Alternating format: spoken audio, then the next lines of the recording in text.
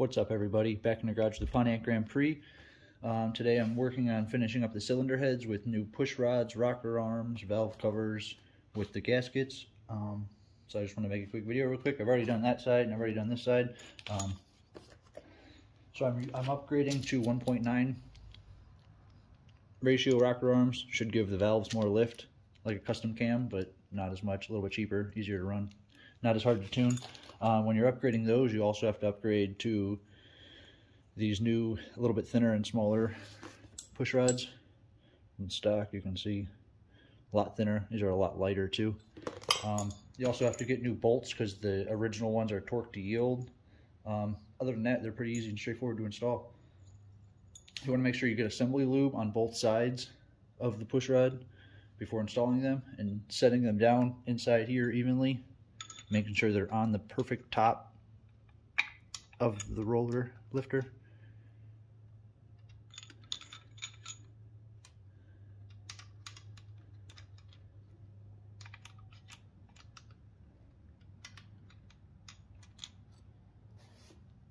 Next, you want to install the rocker arms.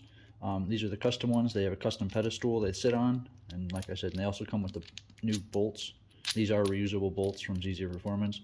You want to make sure the push rod goes in between these two notches and it sits perfectly inside the cups on the bottom of the rocker arms, and the nose of the rocker arms need to sit square on the springs, and the bolts just go in these holes.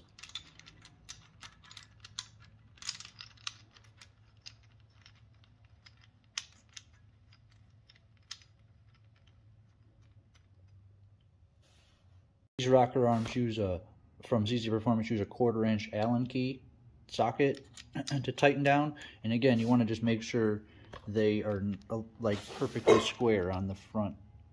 You don't want them off-centered either side. You want them perfectly square on top of the valves, so they seat nice. And you want, yeah, the push rod perfectly in there. You just want to, tighten them down. Just kind of snug it down by hand at first, make sure they're perfect. There's no problem. And then you do need a torque wrench, and you're going to torque these down to 23 foot-pounds.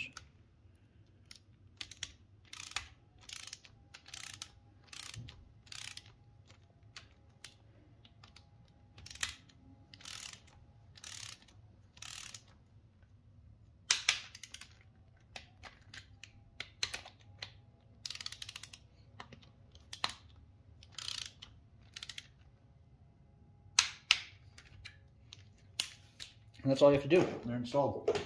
So I also am upgrading from the stock plastic valve cover because it was leaking and plastic, it was all warped.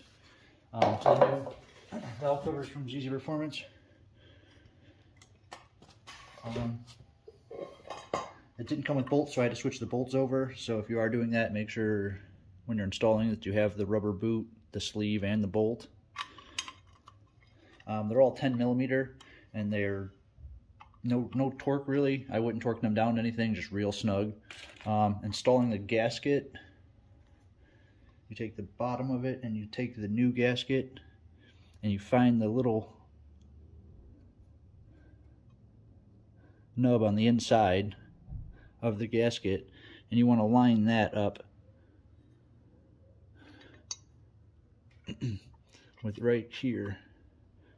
It's got a little notch in the, if you can see that, and that's where you want to set, and you just start it there.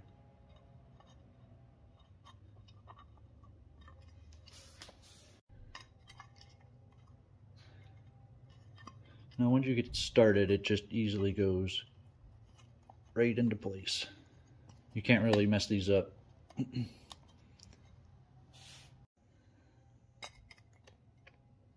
There it is.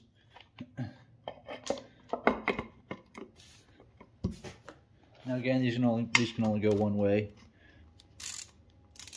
Pretty hard to mess up.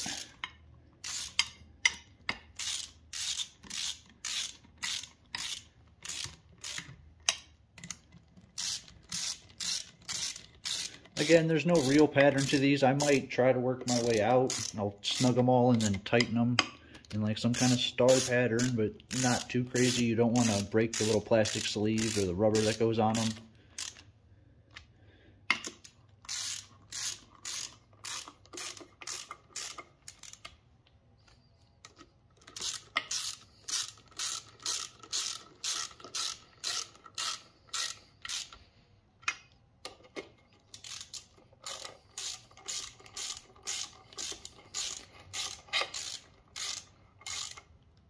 That's all it is. So make sure you go around, like I said, and snug them down.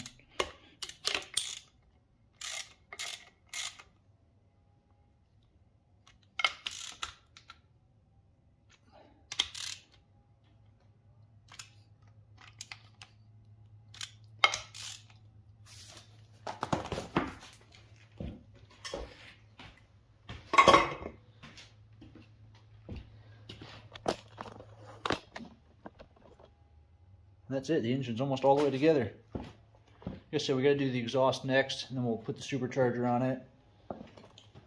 Put the transmission, and be able to install it into the car. After that, it'll just be the ignition system and wiring and everything in. We're finished. So yeah, thanks for watching. Stay tuned for the next one.